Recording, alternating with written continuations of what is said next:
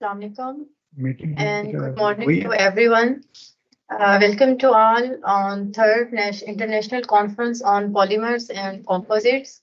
And also we are welcome to our keynote talk speakers, our guests, and our participants on third International Conference on Polymers and Composites. And now we are formally start this second day session and with the holy recitation of Holy Quran.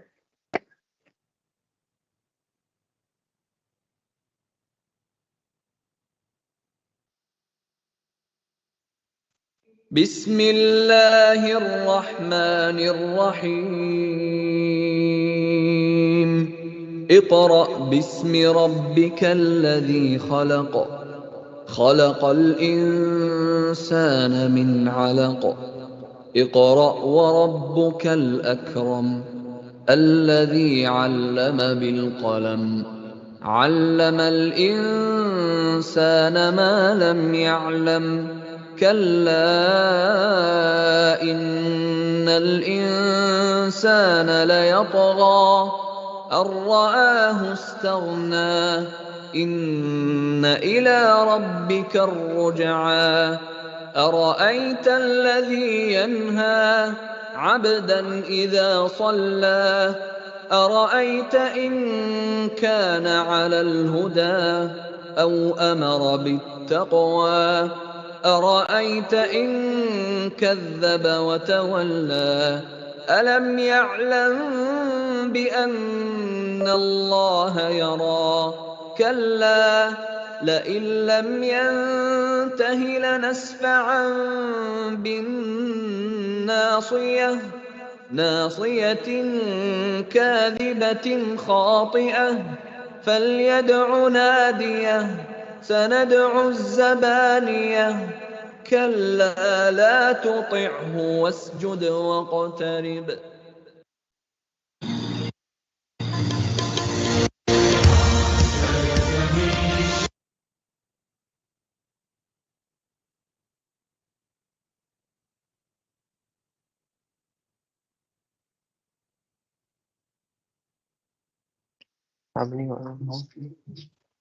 Now, please, I request all of you to stand for the national anthem.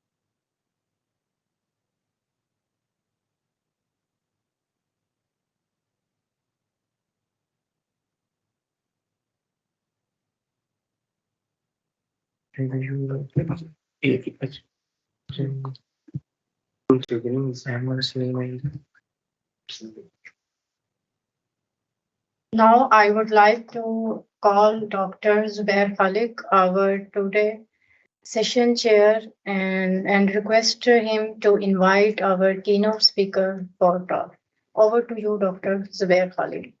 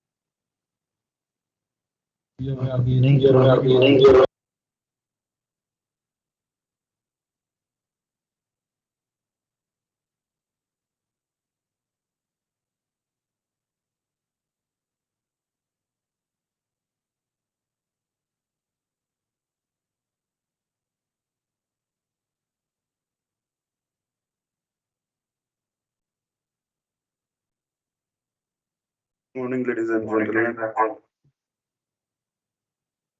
First talk is by Dr. Nayab Khan Sahab from the University of Agriculture, Faisalabad. His topic of presentation will be development of thermally stable semi-crystalline advanced copolyesters for high temperature commercial applications. So over to Dr. Nayab Khan Sahab. Thank you.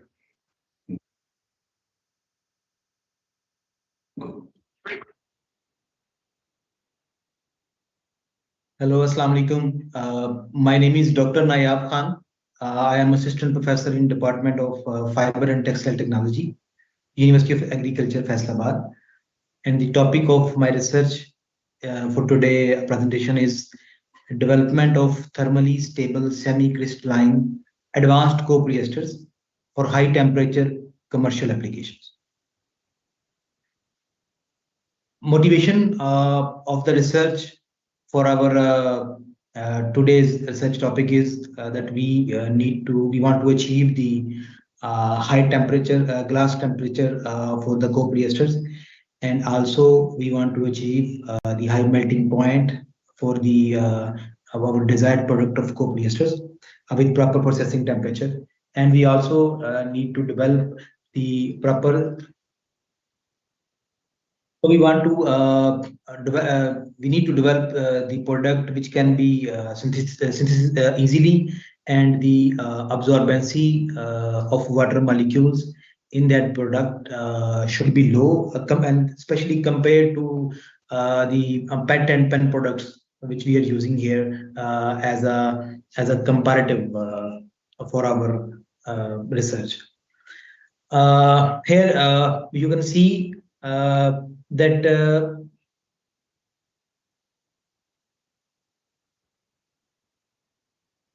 so here in this slide you can see that on the left side of the slide here is polyethylene naphthalate, which is denoted in PAN as a abbreviation of it, and then we have the PET, polyethylene terephthalate.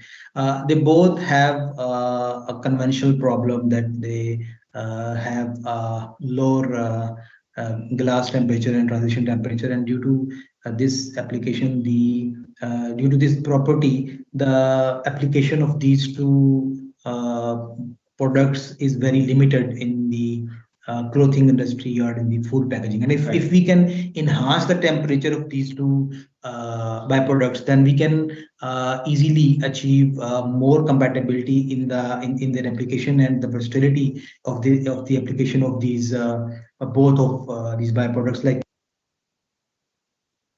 so, here in this slide, you can see that this is the reaction scheme of our two components. Here on the left side, you can see it's BP and CHDM. They both used as diols in the reaction process. And then we have the TPC on the right side, which is been used as a diacid in the cyclic monomers process.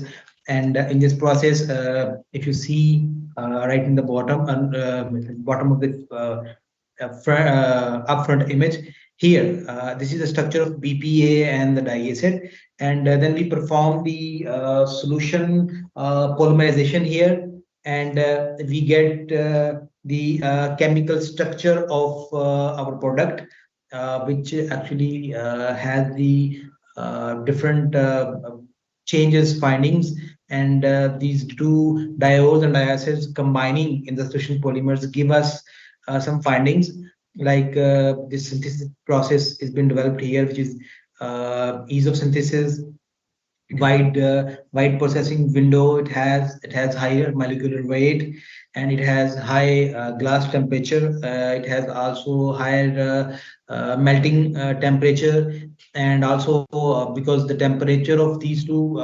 of these structures the monomers is very high, and that is the reason that we have the good exceptional dimensional stability in that one, and the application is enhanced inside of this process. This at this bottom you can see the structure of our product. So here in this slide, the preparation of TPC from TPA is carried out. Actually, this TPA, these are this terephthalic acid. These are not so much reactive in the reaction process. To make it more reactive, we need to change it into TPC, terephthalol chloride. In the solution, which we actually in the previous slide, which we shown that in the solution process. So solution polymerization process. So here the TPA at the temperature of 104 degrees centigrade for 24 hours with the presence of thionyl chloride, it's been changed to terephthalol chloride.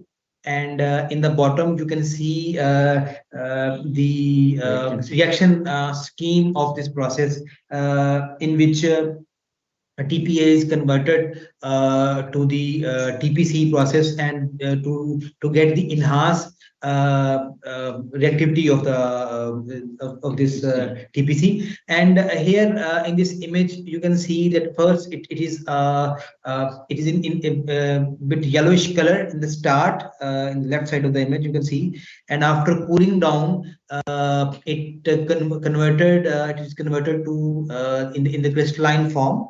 And in this crystalline form, if we do the recrystallization in the dry oven, and in the presence of solution of benzene and heptane in the ratio of 60-40, we get the powder form. And with this powder form, it's right in the center of the image. You can see the powder form after the recrystallization process. And then if we dissolve it in the tetrahydrofuran, THF, then we get the white solution, which can be used ultimately for our the. So here we can see that CHDM and BPA, they both used as a diol in this process, and TPC is used as a diacid in process, and DMAP is used as a catalyst in this process at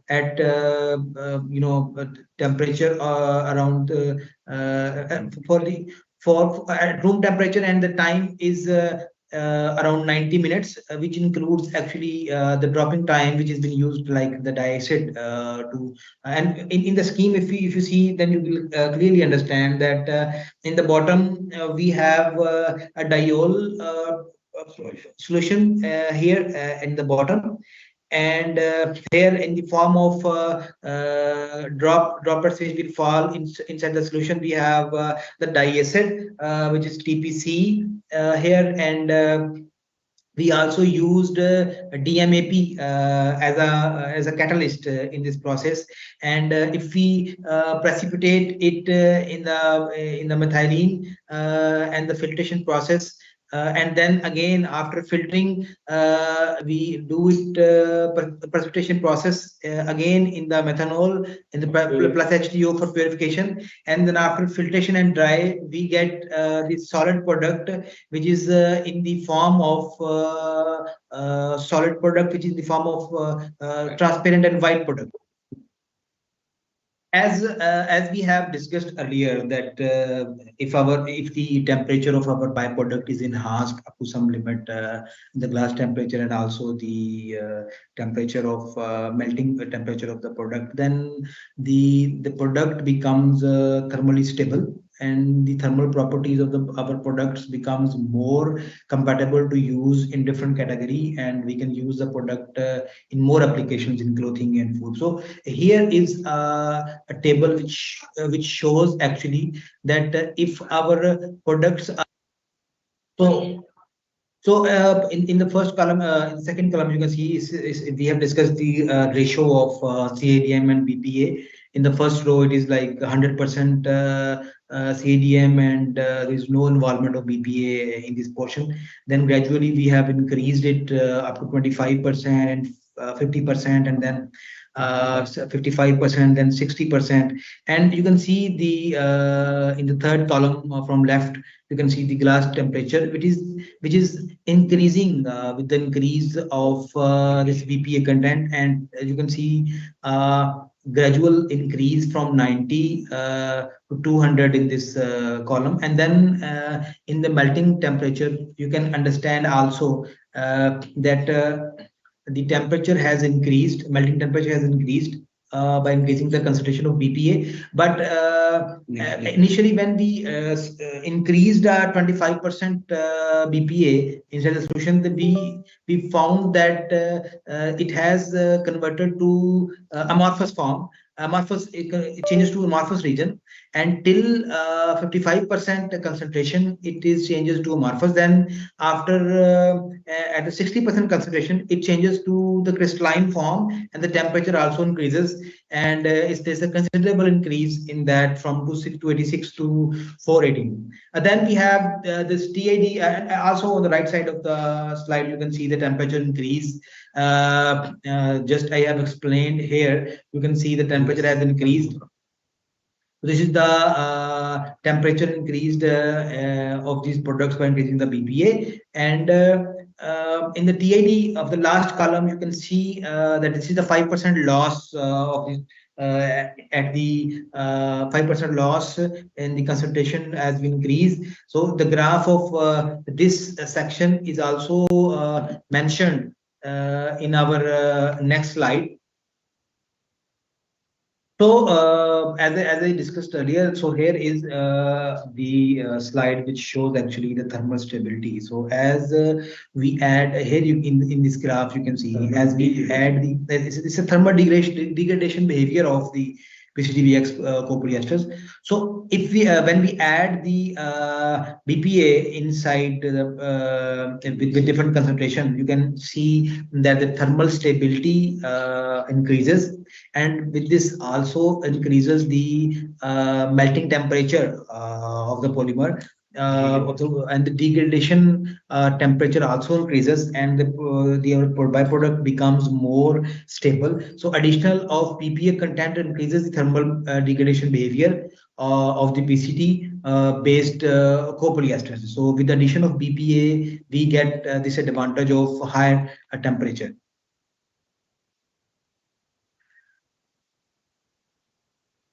So the summary of our research is that PCTBX copolymers having CITM and BPA units was successfully polymerized and extruded into films. The thermal properties of the developed copolyesters were investigated. The effect of BPA content on the thermal properties was investigated and analyzed.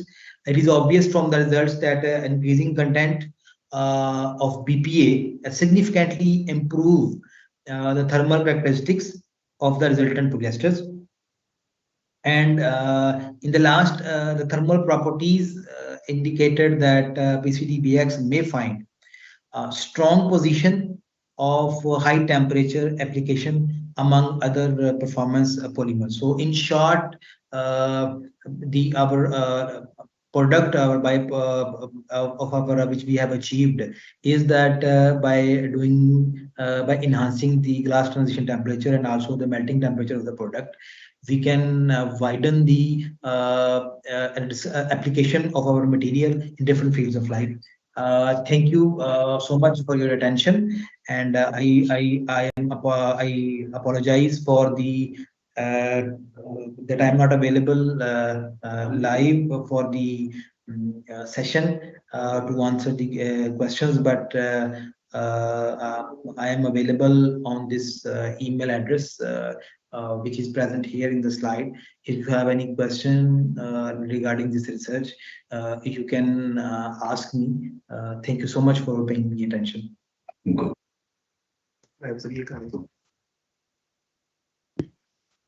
This was Dr. Nayab Khan, and he has provided his email address, and if we have queries about his presentation, we can ask directly from his provided email address.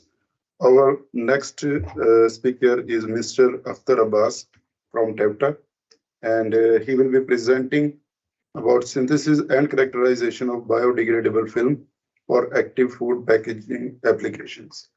So over to you, Mr. Akhtar sir. Thank you, please.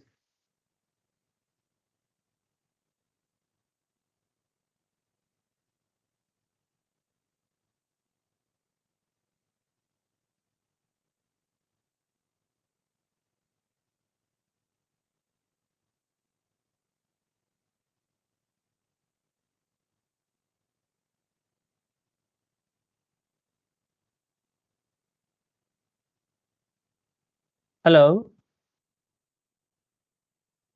Yes, Mr. Akhtar sir, we can hear you loud and clear. Okay. Please Okay. continue. Thank you. Thank you. Okay. Thank you. Thank you. Thank you. First of all, I would like to thank all the management of University of NTU Faisalabad for arranging a wonderful event and wonderful conference. I am Akhtar Abbas, and the topic of my presentation is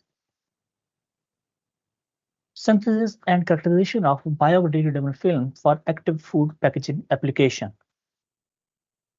Now, these are the content of the presentation.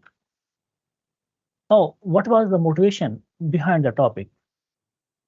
As you know, that during the Sustainable Development Goals, Pakistan is the part of that goals. These are the 4 pillars. Due to increase in non-biodegradable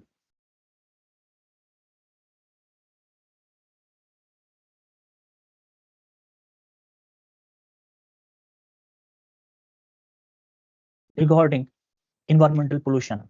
So the idea behind this was to convert the non-biodegradable materials into biodegradable materials. And this research work is regarding environmental pollution. Now, how this research was done and why this was selected as the potential area of the research. It was that. Kindly convert the slides into presentation mode because we cannot see the slides. Please change the in presentation mode. Sir, now you can Yes, see. Yes, this is okay now. Okay, okay, thank you, thank you. Now, the introduction was that annually in the world, there is the production of 320 million tons of the plastic waste, including 31.15 million of the food containers.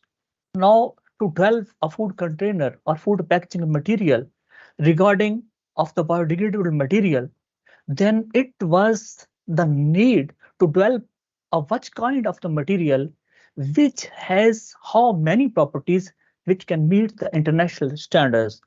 Then there was, first of all, there was the selection of the material, then the synthesis or development of the material, then the characterization of the material, and then how the material was applied to the different aspects of the figure. Then what was the problem?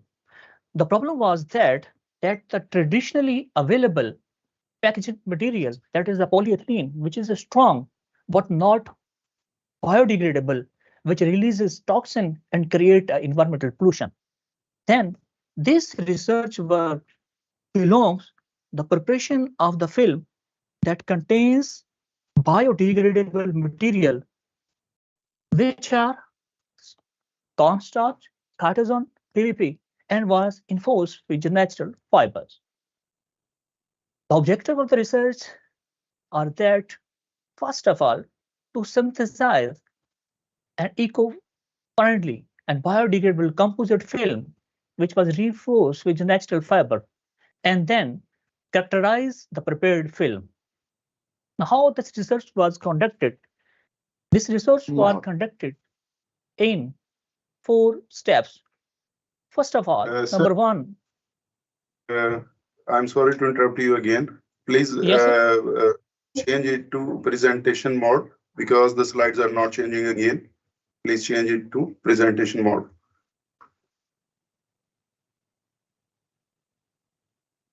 So, sir, can you see?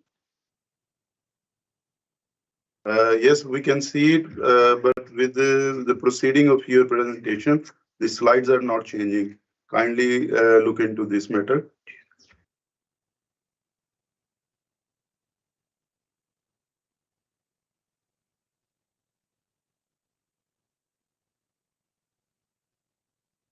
So now the slides are changing or not? Yes. Changing? Yes, these are changing now. Okay, thank you. The research was carried out in 4 steps.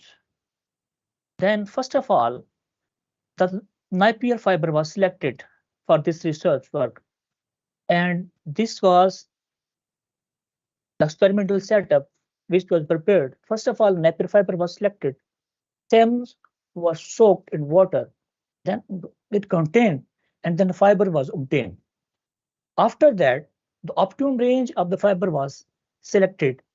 That was through experimental setup, and 20 to 25% was the optimum range of the fiber. Next, the preparation of the solution. 3 solution was prepared. Cartesian solution was prepared, cornstarch solution was prepared, and then polyvinyl propylene solution was prepared. After that, the blending of the starch, cartazone, and PVP was done with stirring the solution and degasified.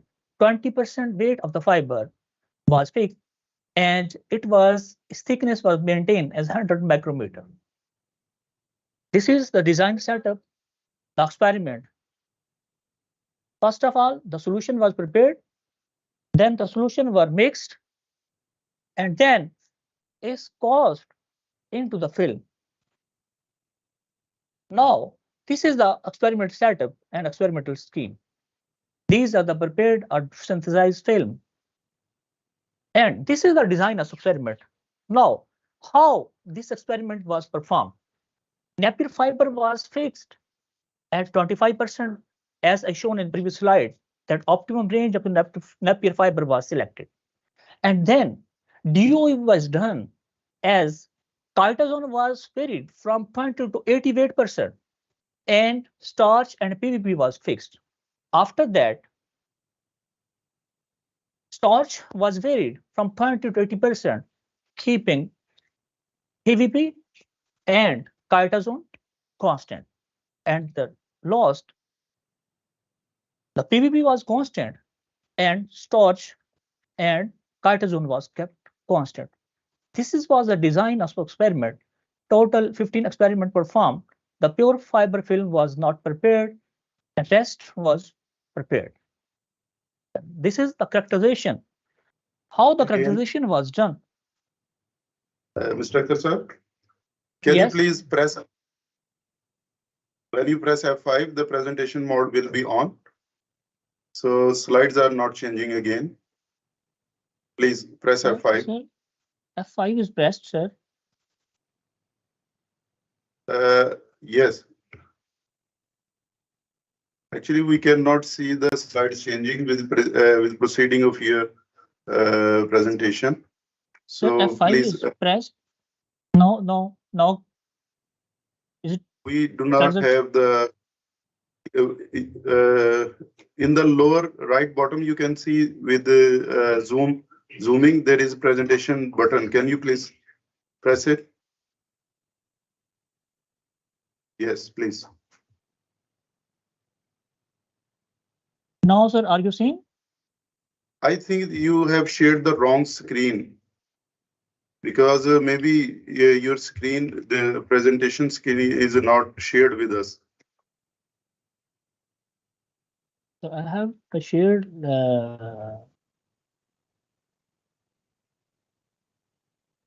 you can.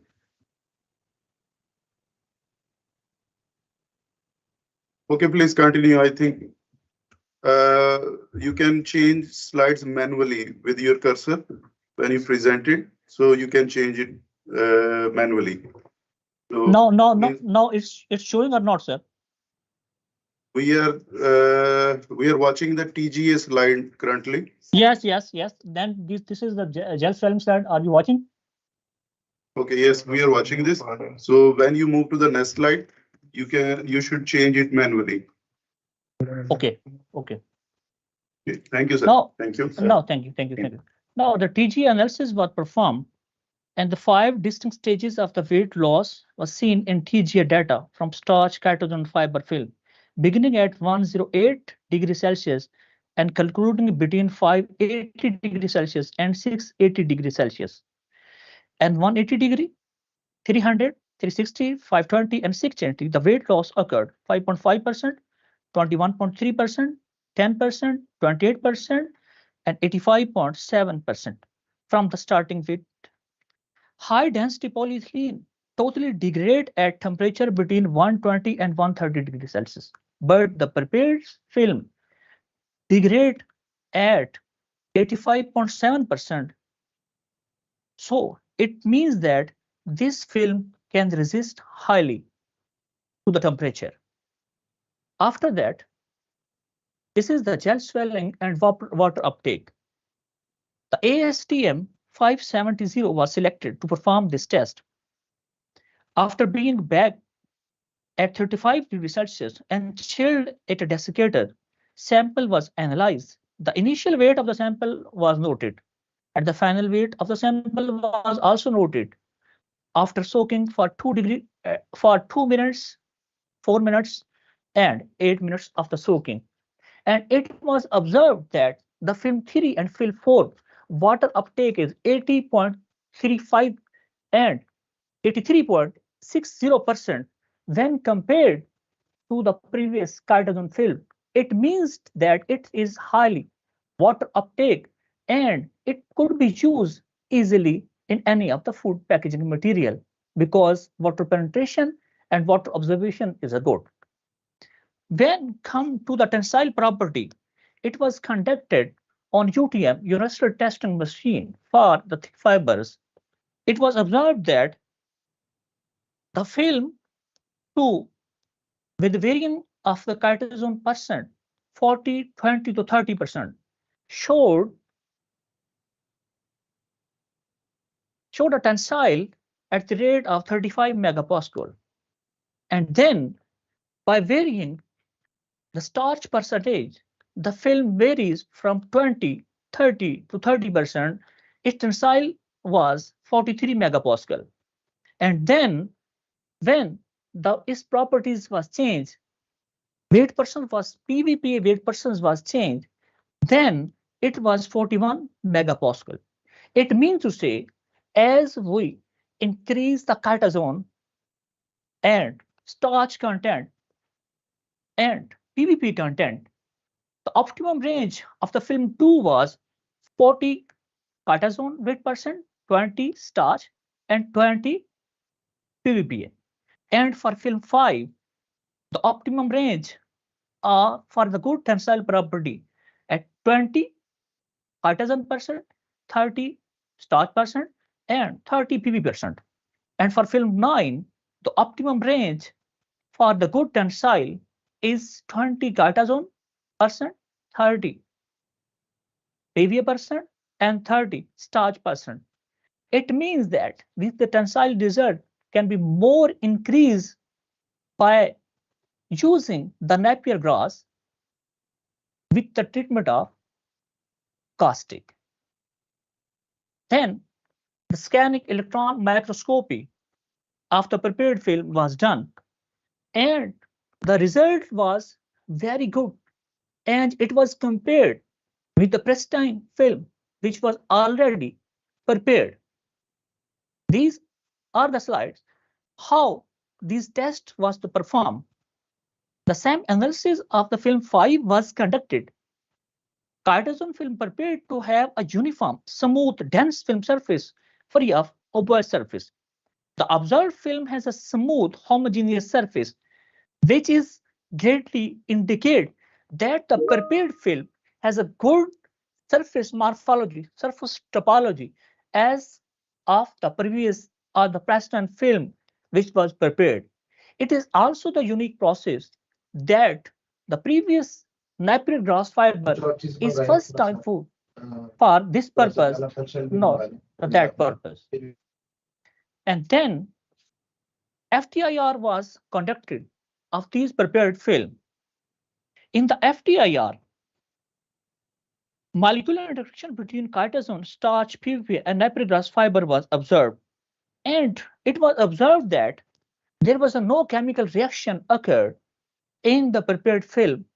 It is just a bioblending, and the peak of the prepared starch shown at 892, which is also similar as compared to the pristine film that show the results of the FTI samples. Then the biodegradability test of the prepared film was done. Weight loss is showing weight loss was plotted against the rate of degradation in weeks. It was analyzed that as and when the amount of PVP increases, the biodegradability decreases. The fact that is a synthetic polymer. It is some of the application more of the 1 month of the degradation. It was observed that film 4 and film 8 is 90% biodegradable. It means to say that the purple film is highly biodegradable and it can be used in any of the directly food packaging material. These are the conclusion. The TG analysis was performed on these film, and the optimum result of the film 5 was obtained, which degrade 85.7% at high temperature range of 580 to 680. It means to say that it is stable. The water absorption and water uptake of the film 3 and 4 was observed optimum at the rate of 80.35% and 83.63% after 8 minutes of the soaking. It means to say water absorption and air permeability of these film is quite good. Film 2, film 5, and film 9 showed good tensile properties, 35 megapascal, 43 megapascal, and 41 megapascal. But it could be more increased when the Napier grass fiber is treated with sodium hydroxide. Film 5 was tested for morphology or topology for same analysis, and it shows the smooth surface at 1 micrometer, and after that there are some bubbles at 1 micrometer because there was the mix with the Napier grass fiber. And the same FTIR analysis of the film 1 to 5 showed similar spectra as compared to pristine film. And the biodegradability of film 5, film 4 and film 8 shows 91.9% and 90%. It means to say this film is highly biodegradable and can use any of the packaging material regarding food applications. What is the future scope? This film may reduce the environmental pollution by replacing the non-biodegradable packaging. And also, this can be used as primarily packaging material, and it is biocompatible, biodegradable, and highly biodegradable. At the end, I would like to thank Engineer Muzammil Mahmood, Lecturer, Department of Materials, National Textile University, Faisalabad, for my technical assistance and research experimentation. Thank you. At the end, I'm very much excused and apologize from the management that during the presentation there was some technical error, and I apologize for that. If anyone has the question, my email address is available with the management, and I will respond those questions. And thank you very much. And again, I apologize for technical problem. Thank you very much. From the audience, is there any question? Please, you can ask from Mr. Akhtar sir.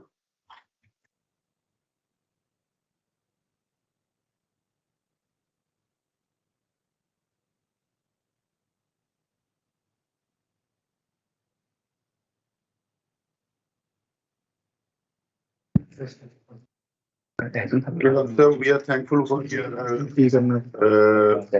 useful insight about the food packaging. So there was some issue, so it's okay. So we are moving for our next contestant. Thank you. Speaker. Okay, thank you. Thank you. Thank you. Our next invited talk is from Dr. Ahmed Ilyas bin Gushdan. He is from University Technology, Malaysia. And his topic of presentation will be revolutionizing food packaging through nanocellulose reinforced starch nanocomposites bioplastics for a greener tomorrow. So over to you, Dr. Ahmed.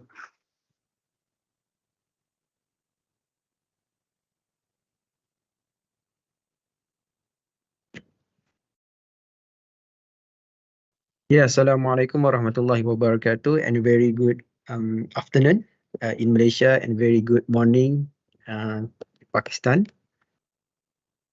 Can you see my slide? Yes, Dr. Ahmed, we can see your slides and your presentation. Is it moving?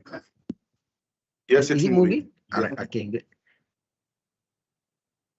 All right, thank you. Thank you to the chairman of the conference, Dr. Kubab, for inviting me to give invited session for this conference. So my talk today is the revolutioning food packaging, nanocellulose reinforced starch nanocomposite bioplastic for greener tomorrow. So I'm from a Department of the Chemical Engineering, Faculty of the Chemical and Energy Engineering, University Technology Malaysia. I also affiliate with the Center for Advanced Composite Material, CACM, University Technology Malaysia. Alright, so I would like to introduce a bit about UTM. So with UTM, we have 3 campus: UTM Johor Bahru, which is the main campus; UTM Kuala Lumpur, which is located at the Kuala Lumpur, central city of the Kuala Lumpur; and then UTM Pagoh, which focus more on the agriculture technology. Right, so we have several faculties. So one of the faculties, the Faculty of Chemical and Energy Engineering. And then we are our global partner with many university and premier industry linkage. And then international higher education institute partners. And then, so this is our campus experience in Johor Bahru. All right, so today this is my outline presentation. I will cover on the natural fiber, the natural resource is in Malaysia, properties of the natural fiber nanocellulose, application of nanocellulose bio-nanocomposite, comparing starch biopolymer with the conventional plastic, conclusion, and as well as a reference. So most of my presentation content is from one of the book that been published uh, 2 months before in 2023 by De Gruyter, Berlin, Germany, on the nanocellulose reinforced thermoplastic starch. So the plastic industry, they use a petroleum-based synthetic polymer. So Malaysia is one of the main producer for the plastic, and the Malaysian use a 9 billion plastic bag per year. This one is according to the Malaysian Plastic Manufacturing Association, MPMA. And then there are problem due to this plastic, which is PET, which is a non-degradable and non-renewable in nature, and the biopolymer. So in order to cater this problem, we come with the biopolymer manufacturing, which is a starch is the best option due to the easy availability, biodegradability, and renewability. So we have another type of the biopolymer, for example, polylactic acid, PHB, chitosan, and so on. So you can see the image of the mountain of the plastic bags, and as well as a bottle. And then this plastic bag treat to the sea creature, especially to the turtles, right? So they may think that the plastic bag is the jellyfish. Right? So in order to, however, we see that the starch-based film for the packaging has been reported to have a low water barrier resistance and very poor mechanical strength. So in order to enhance the mechanical properties of the starch, so we add nanocellulose, all right, during the preparation of the starch composite film. So therefore, we have a lot of nanofiller that can be used. But however, nanocellulose is one of the option, one of the best option due to its green and its abundance, and it can be isolated from other agricultural agro waste. So what is a natural fiber? So we talk about the filler, fiber which grow or develop and can come from the natural plants, resource, animals, and mineral fiber. All right, so these are the categories of the natural fiber: organic fiber, non-organic fiber. So for the organic fiber, it can be divided into two: plant fiber and animal fiber. And then we want to focus on the plant fiber, or we call it a lignocellulosic fiber. So in a lignocellulosic fiber, we can divide it into two: wood fiber and non-wood fiber. All right. So due to the deforestation, so we don't want to focus on the hardwood and the softwood. We want to focus on the non-wood fiber, which is also we'll focus on the agro waste, the waste of the agriculture. All right. For the non-wood fiber, we can divide it into several categories: leaf fiber, bast fiber, fruit fiber, stalk fiber, and grass fiber. So all these lignocellulosic fiber from the agriculture waste can be used as a filler. So these are some of the natural resource in Malaysia. For example, we have a sugar palm. A lot of sugar palm. We have around 800 hectare of the sugar palm plantation, and then we have a lot of this plant in the natural forest. And then we also have a coconut, cocoa pothas, betel nut, sugarcane bagas. So this one we have a lot at the North Malaysia, and banana stem we have throughout the Malaysia. We have a lot. And pineapple, so mostly in Malaysia, located at the southern part of Malaysia, which is Johor. And then Malaysia is one of the highly producer for the oil palm after Indonesia. However, for Indonesia, we also cover most of the plantation in Indonesia is belong to the company by the Malaysia company. All right, so we have a lot of oil palm. So one of the research is we using the oil palm biomass as a filler and other product. Roselle, so we have also Roselle in Malaysia, which is cultivated in Johor, and we also have a rice straw. So this one mostly we have in Sarawak and then Kedah, north part of Malaysia. All right, so why natural fiber? So because of the properties, So, however, different natural fiber, they have a different properties. For example, chemical composition. So, if you see that the sugar palm fiber, they have for example, they have sugar palm fiber hijau 43.88 the cellulose content. All right. If you look at the oil palm, they have around 28.2 for the oil palm mesocarp fiber. And then within the fiber, within the plant parts, they have a different chemical composition. For example, sugar palm fiber from hijau and the sugar palm frond, sugar palm bush, and sugar palm trunk, they have a different cellulose content, 43, 66, 61, and 40. So it depends on which part of the plants that we take to extract the cellulose. All right. So what is the purpose of the cellulose content? Because if you want to extract the nanocellulose, we must have the high number of cellulose content, right? Because from the cellulose we can extract the nanocellulose. So different plant, they have a different chemical composition. So this one also have been published and this year, early of this year, 2023, in the Journal of the Material Research and Technology, Q1. And then after that, natural fiber reinforced thermoplastic starch. So as I mentioned earlier, that the starch thermoplastic, they have a low mechanical properties and low water barrier properties. So in order to enhance or improve this bioplastic, so we have to include natural fiber.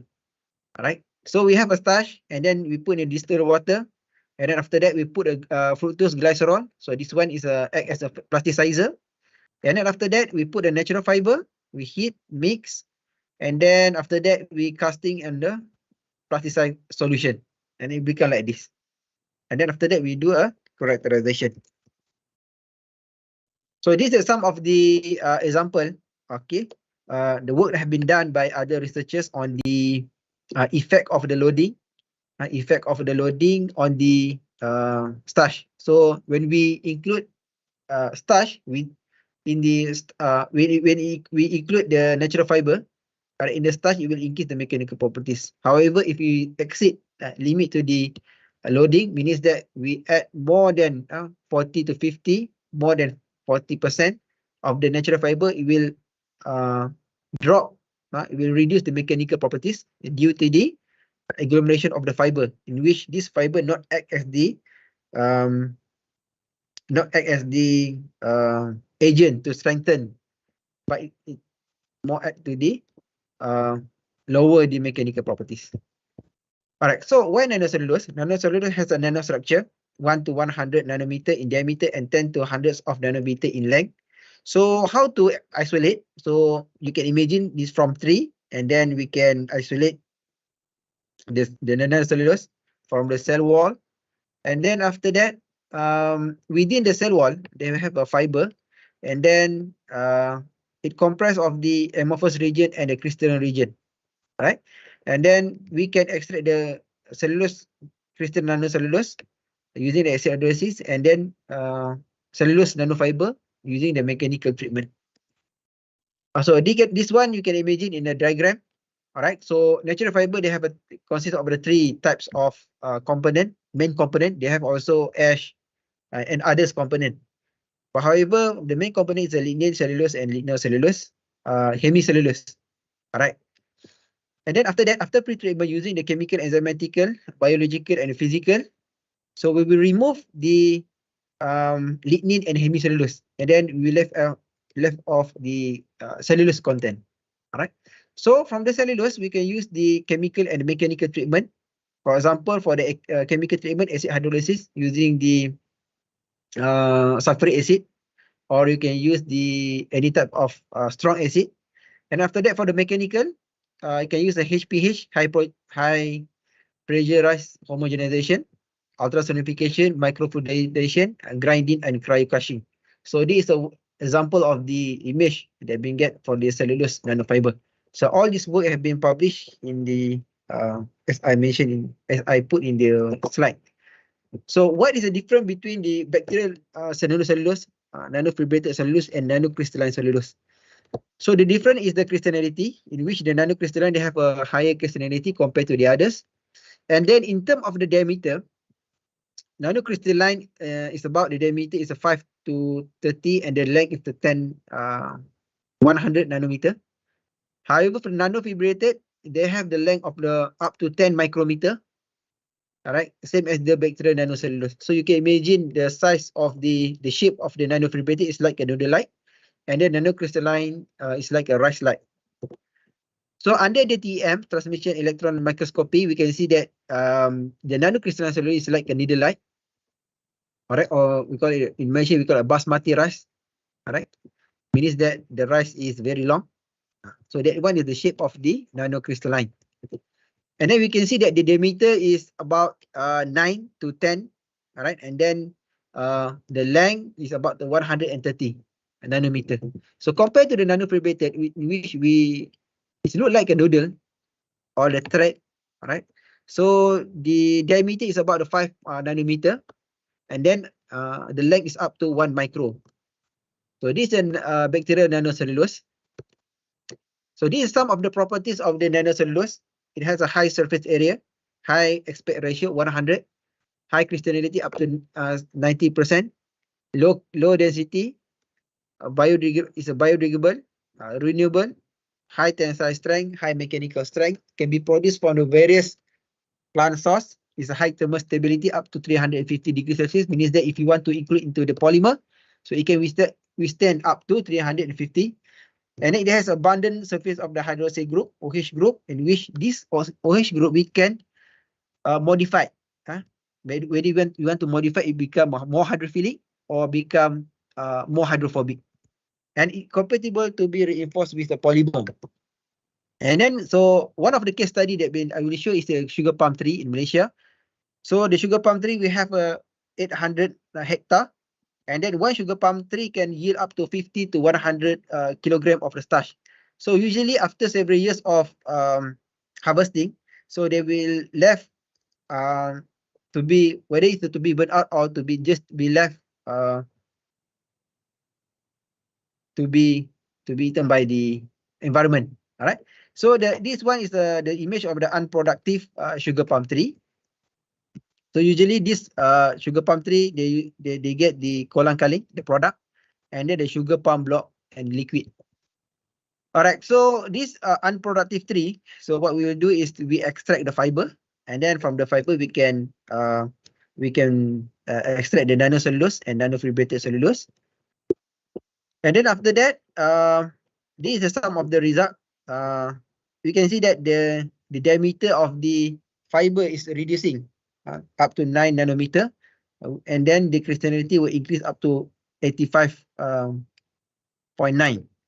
All right, so the figure here, you can see the figure. The figure keep decreasing. The size, okay, the size of the fiber, GHI. You can refer to GHI. You can see the reduction of the size of the fiber after the several treatment. And then, so this one is the nanofibrated cellulose.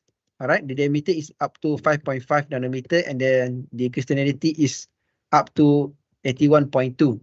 All right, so if you compare to the nanocrystalline, it has a higher crystallinity due to the acid hydrolysis remove the amorphous region. So it will left with the crystal region. So we also do some experiment on the ginkgo nanocellulose, water hyacinth, kenaf, sugarcane bagas, agave, Coliseum esculenta, roselle, and many more. All right, and then so this slide shows the nanocellulose reinforced starch. All right, from the stem we can get the starch. All right, and then from the fiber which is coated the tree, so we can extract the nanocellulose and then we can reinforce and become the film. All right, so from here we can see that we only include 0.5 weight percent compared to the comparable to the weight of the starch. We can see that the increasing up to 11.47 from 4.8, means that is 2 times increasing increment, and the elongation also will increase up to 178 megapascal. However, the water vapor permeability will reduce due to the torture spark that created by the nanocellulose, and then the tensile modulus were decreasing. All right, so this one is for the nanofibrillated cellulose. It can be up to 1.0 weight percent, and then the tensile strength were increasing, elongation at break were decreasing, and then the weight water vapor permeability were decreasing due to the torture spark. So this one you can imagine the oxygen barrier properties of the nanocellulose reinforced biopolymer. So the nanocellulose function as the physical barrier structure based on the torture theory. So it became difficult for this water oil to pass through the film. And then when we compare, so because we already started the research on 2012 until 2018, so until now we still do a research on how to explore the potential of this film. So one of the experiment we do is for the electronic appliance. And then from here, from this table, we can see the tensile strength were increasing from the 2.42 until now is the 11.47. All right, so increment for 5 times if you include the nanocellulose. And then this another work that been done. We can see that when we reinforce the banana nanofiber, banana nanocellulose into the banana pulp, okay, banana cellulose, banana starch. So we can see the increment of the tensile strength up to 11.1 with the inclusion of the loading 5, right? So after we include more, so we can see that there's a slightly reduced in the tensile strength because of the agglomeration. And then so this is an example of the nanocellulose reinforced starch polymer composite. So we gather and then we publish in the several journals, right? So this application of the nanocellulose bio composite, the application is transparent nanocellulose paper. And then we also did a transparent and antimicrobial ginger nanofilm, nanofiber film. We publish in a high impact journal, food hydrocolloid. And then we also do the research on the sugar palm starch reinforced with the nanocrystalline from the sugar palm, and then with the PLA, polylactic acid, and the TPS, we want to make more rigid structure, and then this is what we got. All right. So this one we expected to be used in the food packaging application. And then, okay, due to the starch itself, because when we talk about the starch, it's like a food. All right. So what is the disadvantage of the food is when we put outside for one day, so the microbe will attack. So in order for us to overcome this problem, is we try to include the antimicrobial agent. For example, that we use is the essential oil, cinnamon essential oil. So we got a positive result. And then not only that, we try to use the nano silver. All right, so nano freezer, they also have the antimicrobial properties. All right, and then we include, and then we see that the result is promising. And then we try to compare the starch biopolymer with the conventional. All right, so the one that we use is the LDPE, and then the low density polyethylene 10 to 20, and then for the starch 10 to 30 that we get is 11. So this one 30 because some of the researchers they include other types of materials or other types of the plasticizer. We increase up to 30. So it's very comparable, all right? And then elongation at break is 30 to 800. However, for the starch until up to 500%. For the modulus, 100 to 300. For the starch, 100 to 1,500. And the water vapor permeability, 1 to 10. However, for the starch, 5 to 50. This is due to because of the properties of the starch itself. All right. So when we talk about the starch, it is a hydrophilic, meaning it love water, right? And then the cost, all right, the cost for the LDPE is higher compared to the cost production of the starch. So, however, in terms of the cost operation, all right, because LDPE we have already the matured technology being used in industry. However, for the biopolymer, they just started, so the cost capital to build the factory is higher, right? But in terms of the raw material, the starch is lower compared to the LDPE. All right, raw materials. So we compare the conventional and the nanocellulose reinforced starch biocomposite is abundant and affordable. So conventional petrochemical feedstock and the processing involves specialized equipment and technique, so it properly disperse and incorporate the nanocellulose. And then conventional plastic, we know, is a well established. In terms of the manufacturing and scale, it will become higher due to the R&D cost. And then for the conventional plastic, is the mature and highly optimized. And environmental consideration, environmentally friendly. However, for the conventional plastic, we have the issue due to the waste management. So how we want to manage the waste? So some of the researcher, they think that we can recycle, but how many percent that we recycle? As a conclusion, the reinforcement of the natural fiber and nanocellulose with the starch-based biopolymer yield the high mechanical and tailored properties for the specific applications, potential ecological impact, scalability of the production, and overall material performance is promising. So these are some of the reference that been used for this presentation. And then I would like to introduce a bit my recent books publication. So this one just published in 2023, additive manufacturing, epoxy-based biocomposite. This one, nanocellulose reinforced thermoplastic starch, synthetic and natural nanofilling in the polymer composite, 2023, pulping and paper making of the non-wood plant fiber in 2023, recycle polymer blend and the composite, and then the one by MDPI last year. All right, so this one also last year, mineral field polymer composite, advanced composite in aerospace, in industry application of the nanocellulose and its nanocomposite, safety and health in the composite industry, Roselle. And then we publish with the Wiley in the US, bio-based packaging, material, environment, and economic aspects. So this one is a very comprehensive book, which it gather all the expert in the bio-based packaging. And then we also touch on include the discussion on the chitosans, PLA, PHB, starch, and so on. And then my work is more on the composite. And then okay, so if you have maybe any collaboration, so you can contact me, Ahmad Ilyas at utm.my. So thank you very much for inviting me to give a talk for this conference. Thank you very much. So I think that's all. Thank you, Dr. Ahmed. This was a really impressive and comprehensive information regarding the nanocellulose starch-based nanocomposites. So I would like to ask if there is any question from the audience. You can raise your hand and I can grant the access for the mic.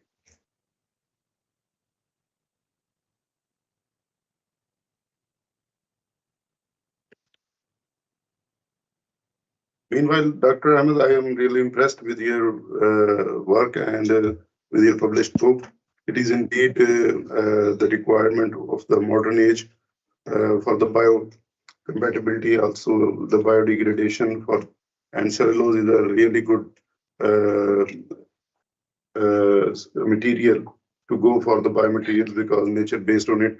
I have one question about the nanocellulosic nanocellulosic material. Especially, I want to know how you separated the nanocellulose structure. You can see in during your slides, you have presented different sizes of nanomaterials, nanocellulose materials. So it is quite. I'm keen to know that how you separated these structures separately. How All right, do you? Okay. All right, thank you, Dr. Zakaria Zubair. So I think maybe this slide can explain to you how we can separate the cellulose from the natural fiber. All right. So natural fiber, we have three main components. All right, cellulose, hemicellulose, and lignin. All right. So in order for us to separate the cellulose, so we can use several treatment. Acid treatment and mechanical acid treatment and alkali treatment. So for this my experiment, lignin removal by the sodium chloride and AClO2, and then hemicellulose can be removed by the sodium hydroxide. So after that, after this treatment, so you can refer more to my paper lah, my paper on the technical term, and then after that, we will get the cellulose. All right. So from the cellulose, because the cellulose they compose of two main structure, which is the amorphous region and then the crystal region. All right. So if you want to get the cellulose nanocrystal, so you have to use the acid hydrolysis method. All right. Or today we can say that you can also use the enzymatic method or biological method. So what the acid do is they attack the amorphous region. All right. So when they attack the amorphous region, they will left with the crystalline region. So that one for the crystalline region, we can call it the nanocrystalline cellulose. All right. For the nanofibrated cellulose, all right. For the nanofibrated cellulose, we can use the high pressurized homogenization, ultrasonification, microfluidization, grinding, and cryocrushing. So this one, they use a mechanical force to defibrillate the cellulose. Means that if you have the brome, and then we try to defibrillate all the brome, and then we'll get the one by the what we call it? The thread of the broom. All right. So same as this one. From this one, we use the defibrillation method. So as I mentioned, HPH, ultrasonification. So we defibrillate the cellulose, and then it will become cellulose nanofiber. All right. Okay. So I think maybe that one answer your question, Dr. Zakaria. Yes, I can see that. All right. Okay. Yes, thank you. I'm very thankful for your insights. Thank you. So okay, welcome. I'm thankful for your presentation. Our next talk is from Mr. Muhammad Harun Rashid, and he was not able to present in the live session. However, he has sent us this recorded presentation here, and we will be running this last talk of this session. Mr. Muhammad Harun Rashid is from National Textile University of Faisalabad, and his doctoral presentation will be conductive polymers as a versatile materials for bio applications.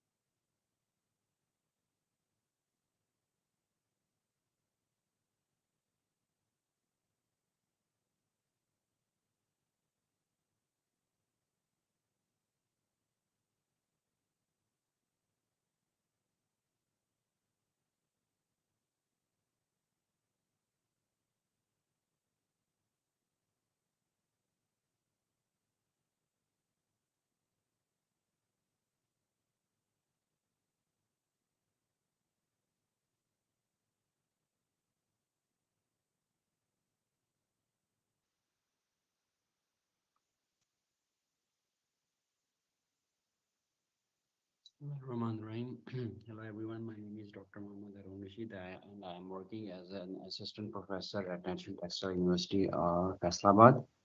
The topic of my today talk is polymers as a versatile material for biomedical application.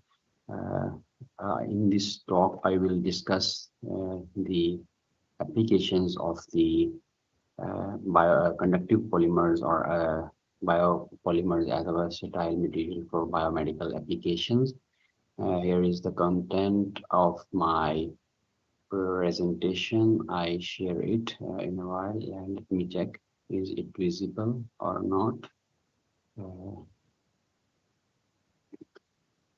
So I think it is now visible.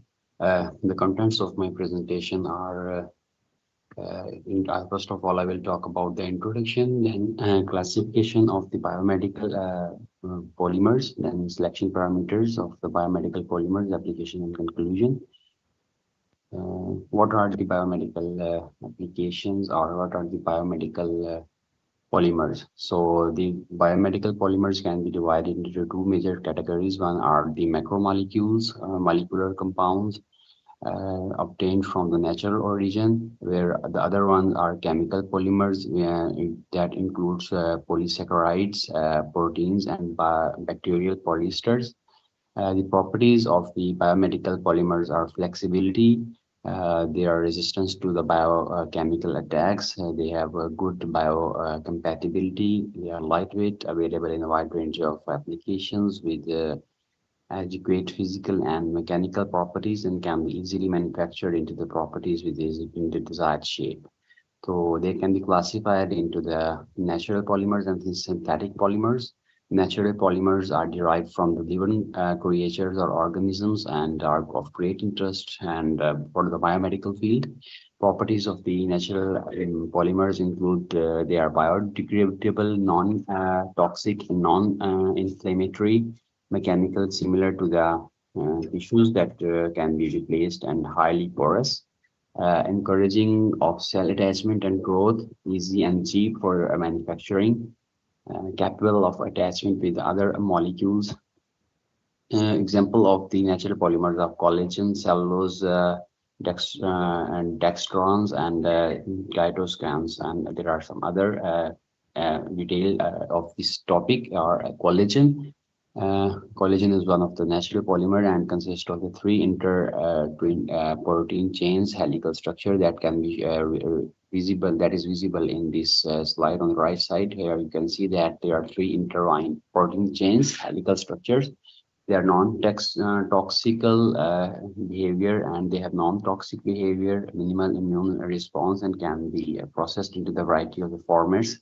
They are porous, sponges, gels, and sheets. Applications include surgery, medical drug delivery, implants, and tissue engineering of the multiple organs.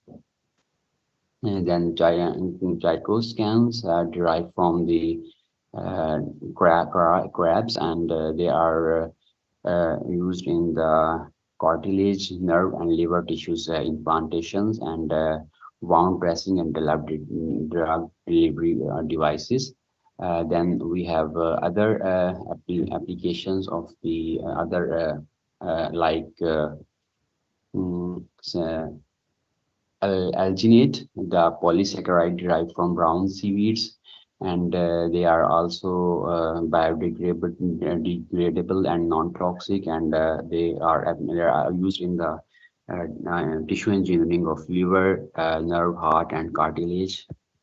There are now we will talk about another category of the polymers, that are synthetic polymers. The advantages of synthetic polymers are ease of manufacturing, processability, reasonable cost. Then we can customize the biocompatibility, sterilizability, physical properties, and manufacturability. Applications include biomedical or medical disposable supplies, prosthetic material, dental material, implants, dressings, polymers, drug delivery, tissue engineering, and products. Synthetic polymers are there. Here are some examples of the synthetic polymers. That includes for example, polyethylene, polypropylene, and there are PP, MP, MMA. The synthetic polymers can be divided into the biostable, bioerodible, water-soluble, and other polymers. Biostable polymers are sufficiently biostable to allow their long-term use in artificial organs like blood pumps, blood vessel prosthesis, heart vessels, and skeletal joints. A polymer fulfill certain requirements if it is to be used in artificial organs. So they fulfill this biostable polymers fulfill this criteria. They have all the properties that are required for these all type of the tissue implants. Then we have a bioerodible polymers. Bioerodible polymers serve as a short-term purpose in the body and then decompose to small molecules that can be metabolized and sometimes can be released out of the body through urine. Most bioerodible polymers used in surgical structure, tissue, in growth materials or controlled release of the drugs. Water-soluble polymers are the polymers that are a part of plasma or whole blood substitute solutions or which function as a macromolecule drugs. These are mostly used in the pharmaceutical applications. Here are some applications of these are polymers that I discussed in all the slides. They are widely used in the cardiovascular applications, bone joints, and the teeth implants, contact lens, and intraocular lens, artificial kidney, and other related materials, oxygen transport, membranes, and the surgical structure. So that's all about today's talk. Thank you so much for joining. Allah Hafiz.